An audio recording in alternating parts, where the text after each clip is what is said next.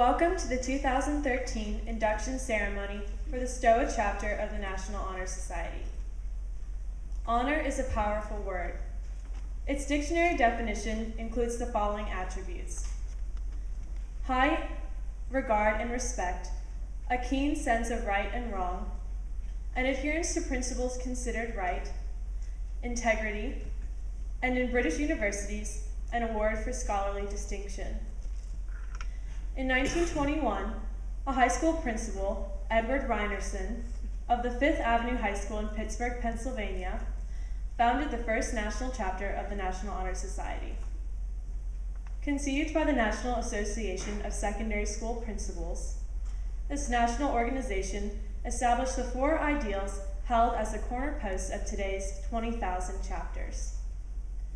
The founding principles desired to honor students who exhibited scholarly enthusiasm, give service to school, community, and others, demonstrate leadership and responsibility, and maintain favorable character. The founding high school principals conceived an inclusive definition for honor, a definition that finds life in its inducted membership. The Father Ryan High School chapter of the National Honor Society follows proudly these founding ideals. In 1936, Monsignor Duffy named the chapter Stoa after its charter was granted from the national organization. Stoa, the Greek name for porch, was the area from which Greek philosophers would teach. Monsignor Duffy's symbolic name set the tone for Father Ryan's students who will follow in this Greek tradition by coming to our porch, our place for learning, to prepare for tomorrow's challenges. Not only scholastic challenges, but also challenges for leadership, service, and integrity. Monsignor Hitchcock, a member of the class of 1939, remembers that the Stoa was the highest award given to a student attending Father Ryan High School. Past induction services have been public events with all the pastors in the city present. Bishop James Niedergesess was one of the first members of the Stoa chapter. The students being inducted this evening have met the national standards for membership. Each junior and senior inductee has met the required cumulative grade point average for work at Father Ryan High School.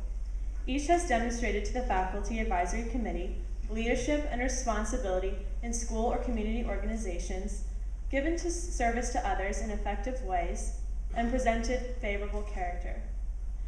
To maintain membership, each inductee must not only maintain the required cumulative grade point average, but also the standards required for service and character.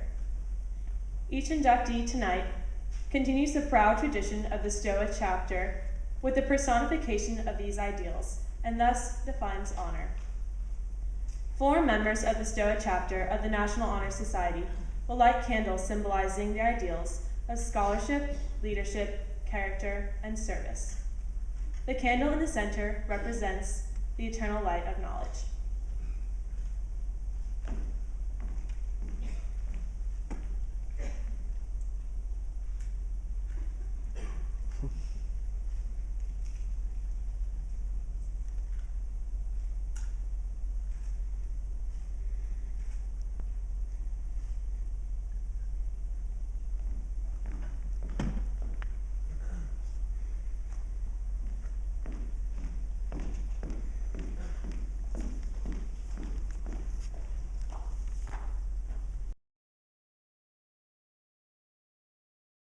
Jonathan Cook.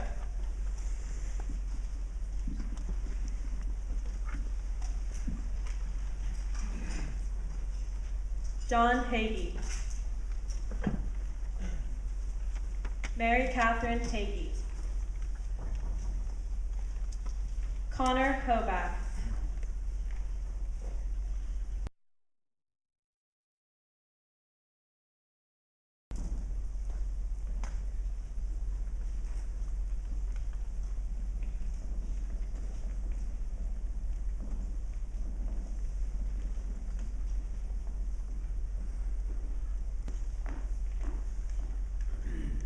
Please recite the pledge.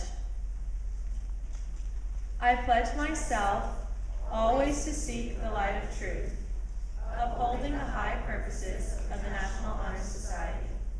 I I promise to hold scholarly habits, to be loyal to my school, to engage in worthy services, and to lead forward in all things that shall advance the welfare of Father Ryan High School.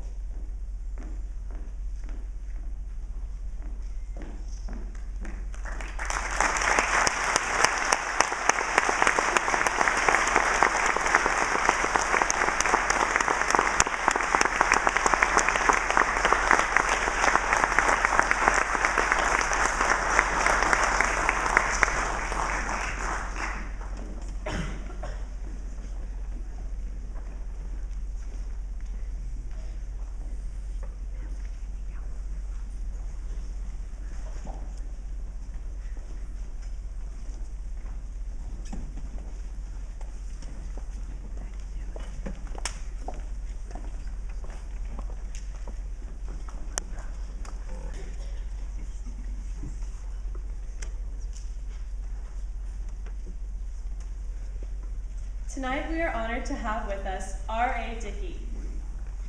R.A. finds accomplishments in two very different spheres. Last night, he was given the 2013 Rawlings Gold Glove Award after winning the Fielding Bible Award for Best Defensive Pitcher earlier in the day. It was also his birthday.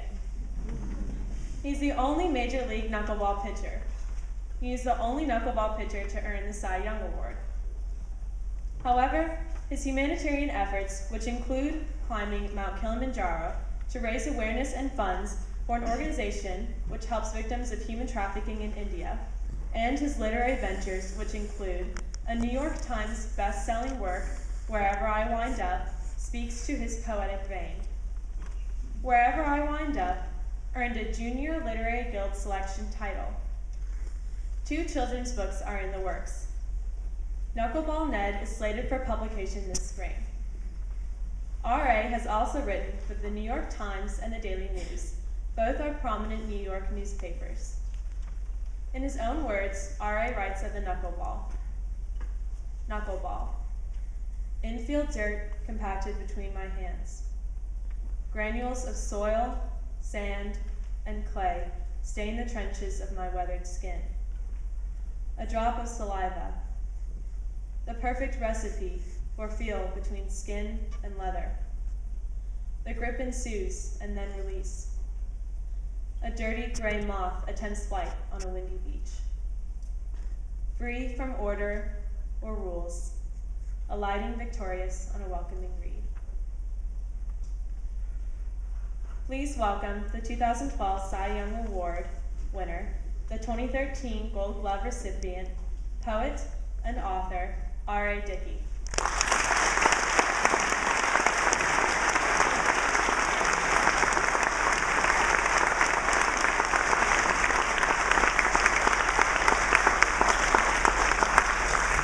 Thank you for that sweet introduction.